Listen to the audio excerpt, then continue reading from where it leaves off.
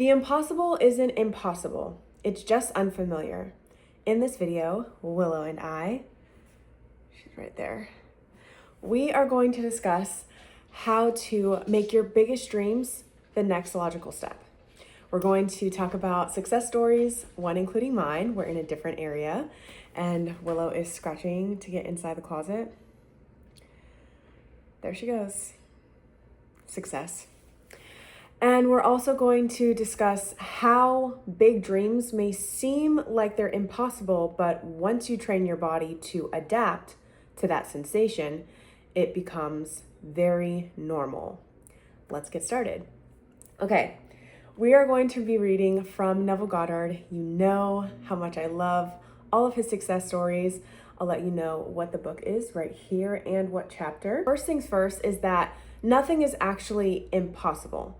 There's a lot of things that even just a century ago were deemed impossible, and yet we're living them right now. And this is how it's going to be in the future. We're going to look back 50 years from now and say, wow, can't believe that we were living in blank times. It's not that the impossible is impossible. It's just that these ideas, these frequencies haven't been adapted and they haven't been consistently embodied. The law of assumption simply states that what you assume to be true, if persisted in, will harden into fact. When it hardens into fact, that means it materializes. It manifests on this 3D plane. So your reality is just a measurement. It's just an indicator of your internal speech. Whatever is going on in your internal world, that is being produced like a hologram, and it is being projected outwards. Now, Neville Goddard, we're going to be reading from him and a couple of examples that I love, including my own. We are going to discuss some of the ways that you can apply this law so that it benefits you. Now, the one thing before I get started is to use this law for good. You can use it for bad, you can use it for neutral, but use this law to benefit yourself. And once it benefits you, it benefits others. You can't pour from an empty cup, and you can only give others what you've given yourself. That includes love, joy, peace, satisfaction. It is all within you. Let's get started. Okay, the first story here is about a young boy who was relentless towards the law of assumption. And kids can do this fairly well, so let's just start off light and fun. You're gonna really like the story. One afternoon, a young grandmother, a businesswoman in New York, came to see me. She brought along her 9-year-old grandson, who was visiting her from his home in Pennsylvania. In response to her questions, I explained the law of assumption, describing in detail the procedure to be followed in attaining an objective. The boy sat quietly, apparently absorbed in a small toy truck, while I explained to the grandmother the method of assuming the state of consciousness that would be hers were her desire already fulfilled. I told her the story of the soldier in camp who, each night, fell asleep, imagining himself to be in his own bed in his own home.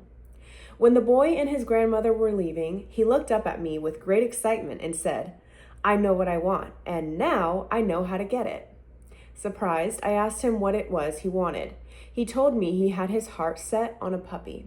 To this, the grandmother vigorously protested, telling the boy that it had been made clear repeatedly that he could not have a dog under any circumstances, that his father and mother would not allow it, that the boy was too young to care for it properly, and furthermore, the father had a deep dislike for dogs. He actually hated to have one around. All these were arguments the boy, passionately desirous of having a dog, refused to understand. "Now I know what to do," he said. "Every night, just as I'm going off to sleep, I'm going to pretend that I have a dog and we are going for a walk." "No," said the grandmother, "that is not what Mr. Neville means. This is not meant for you. You cannot have a dog." Approximately 6 weeks later, the grandmother told me what was to her an astonishing story. The boy's desire to own a dog was so intense that he had absorbed all that I had told his grandmother on how to attain one's desire, and he believed implicitly that at last he knew how to get a dog. Putting this belief into practice, for many nights, the boy imagined a dog was lying in his bed beside him. In imagination, he petted the dog, actually feeling its fur. Things like playing with the dog and taking it for a walk filled his mind. Within a few weeks, it happened. A newspaper in the city in which the boy lived organized a special program in connection with Kindness to Animals Week. All school children were requested to write an essay on why I would like to own a dog. After entries from all the schools were submitted and judged, the winner of the contest was announced. The very same boy who weeks before in my apartment in New York had told me, "Now I know how to get a dog," was the winner. In an elaborate ceremony, which was publicized with stories and pictures in the newspaper, the boy was awarded a beautiful collie puppy.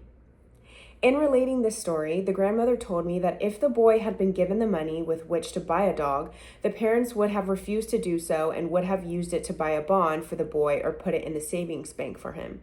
Furthermore, if someone had made the boy a gift of a dog, they would have refused it or given it away. But the dramatic manner in which the boy got the dog, the way he won the citywide contest, the stories and pictures in the newspaper, the pride of achievement and joy of the boy himself all combined to bring about a change of heart in the parents, and they found themselves doing that which they never conceived possible. They allowed him to keep the dog. All this the grandmother explained to me, and she concluded by saying that there was one particular kind of dog on which the boy had set his heart. It was a collie.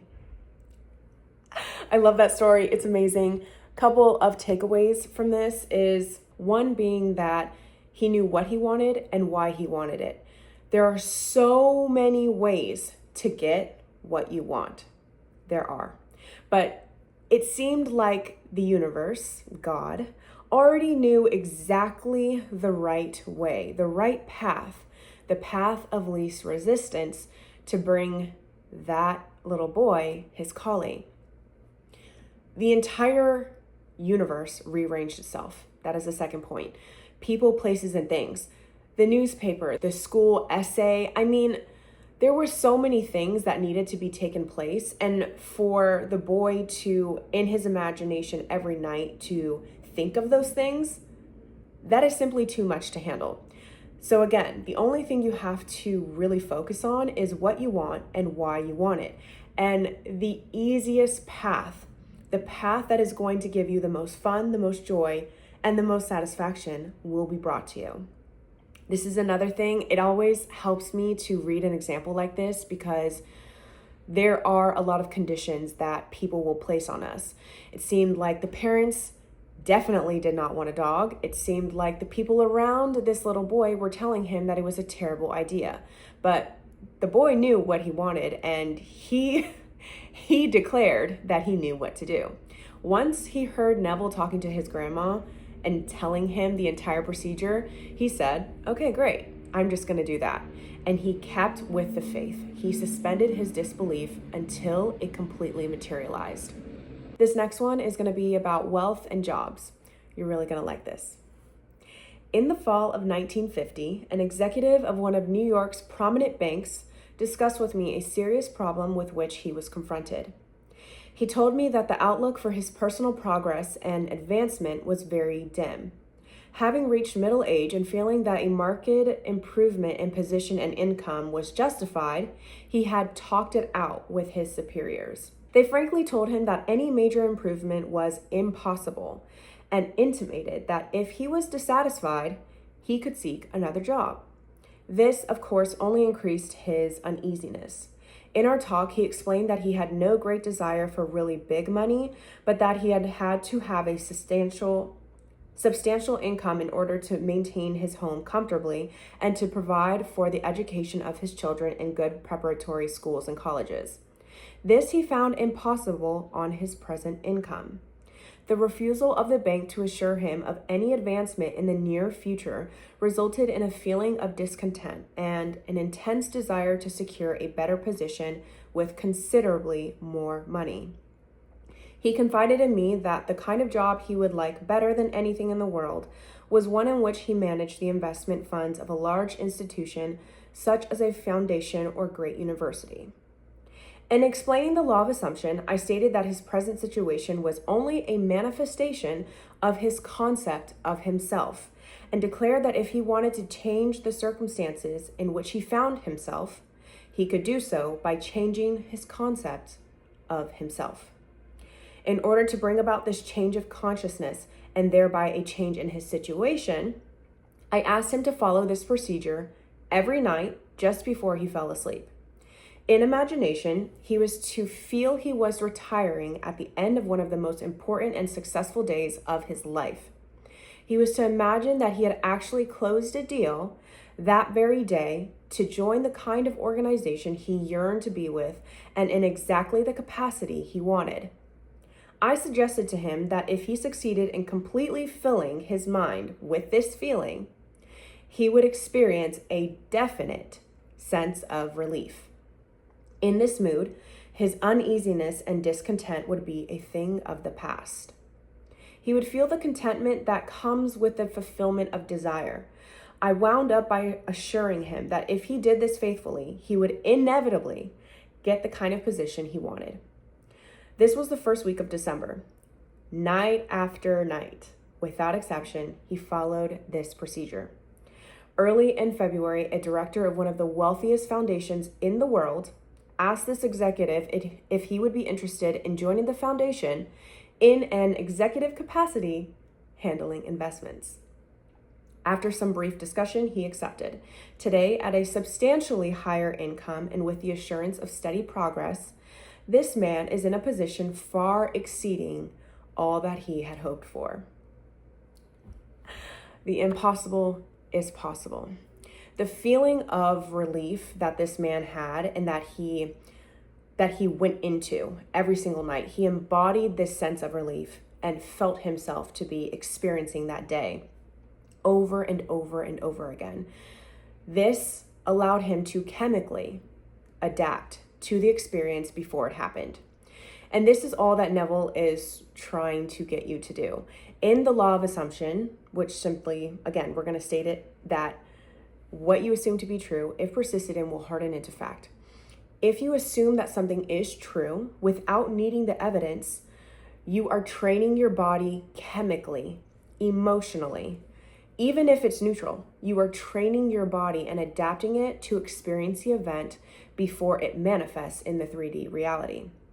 And so that's all that this man was doing. And even though his circumstances seemed impossible, he was able to connect this adaptation of the body, the mind and the body, connected him with a reality, a timeline of himself that was already running in which he was satisfied. Exceptional beyond his imagination, which is another thing too, because your mind's ceiling is God's floor. So whatever sensation you're bringing up, this sense of relief, that is the baseline. That is a void that you are creating for the universe to fill in. The last success story I want to talk about is one of my own. As you can see, we are in a different setting, and that's because I manifested it. It all happened very seamlessly, but it was at first an impossible dream. It seemed like something that I really couldn't do, or I didn't know how to get it done, but I just kept putting myself in the wish fulfilled every single night until it has manifest. It has become a reality. Here's what happened. As you guys know, a couple of videos ago, I posted a visualization board. I made that vision board, and when I did that, I had photos of an apartment / condo, a really beautiful place. Now, this is the thing. I didn't get that thing, which is still up for grabs. I feel like I'll still get that thing. I got something much better. As you guys know, I was living in Vegas, and I love the weather of LA. And in January when I was visiting, and also in March when I was visiting LA, I had mentioned to a couple of friends how it would be really nice to have a place for the month of July or August when it's very, very hot in Vegas to just be out here. The weather is super nice. And I kind of just left it at that, okay? Now, over the period of a couple months, I've been getting really close with this one girl. She's fantastic. She's a dancer. I've been getting more accustomed to people in the dancing industry. Super fun. She tells me about a girl who just so happens to be leaving the state to go see her family. Her family lives in a different country. And she needed somebody to take over her apartment for the month of July. Now, at first I was like, oh, this is so cool. That's amazing. Can I see a picture or a video of the place? She sends me a video of the place, and it is my ideal. Herringbone wood floors, if you know, you know. It's like my favorite type of flooring. And she sent me a video of the flooring. I said immediately yes. Immediately yes. It completely matched the inner conversation that I was living in night after night. So let me tell you what my inner conversation was. Every night when I went to sleep, I still had my vision board up on my wall where when I go to bed, I would see it. I would see it on the wall. But one thing that I did was I matched the inner speech to the picture. I didn't affirm, I am so happy and grateful now that I am living in my apartment, because that's not how I talk. So my inner speech was, heck yeah, heck yeah, hell yeah, I did it. I'm so proud of you. I would repeat that type of inner conversation because that's how I would talk to myself if I was in the wish fulfilled. So I would feel the floor on my feet.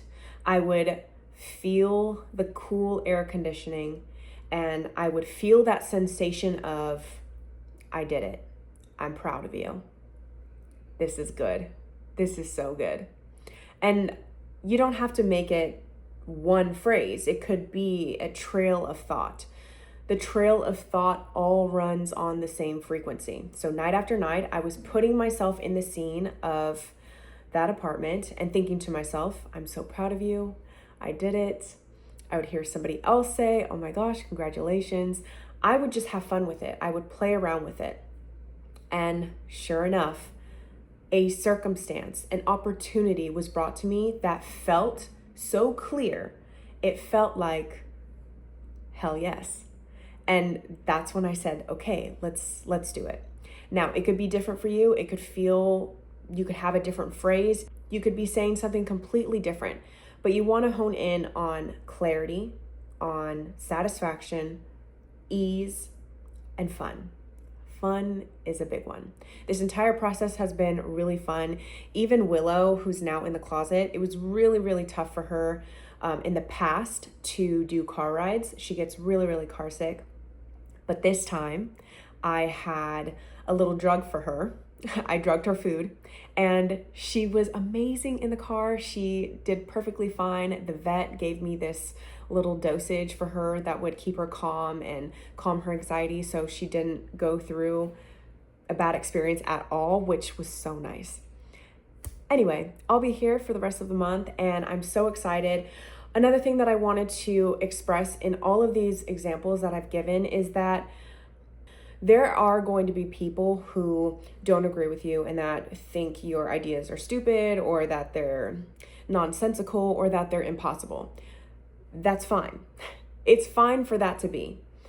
There are also people that completely are in alignment with what you want. And those people are the ones that you would tell those dreams to. I found it very cool and very honoring and just amazing that people, when they felt like there was no one to talk to or no one that they could turn to, they asked Neville in privacy. They asked him in confidence because Neville already knew how the laws worked, and he knew that if you just follow the procedure of having the desire, going to bed every single night in the wish fulfilled, experiencing what you want and playing in your imagination, because your imagination is Christ, it will materialize. That's it. That's the whole formula. So it's just wonderful to see that there are people that will completely align with those desires. That also leads me to my next point. For the next 2 weeks, for the rest of July, I will be opening up coaching so that if you guys want to talk about your desires and have a safe space to where you can connect with me one-on-one and just let me know what you want and we can work on that desire, I'm available.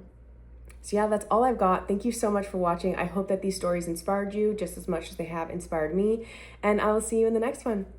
Love you so much.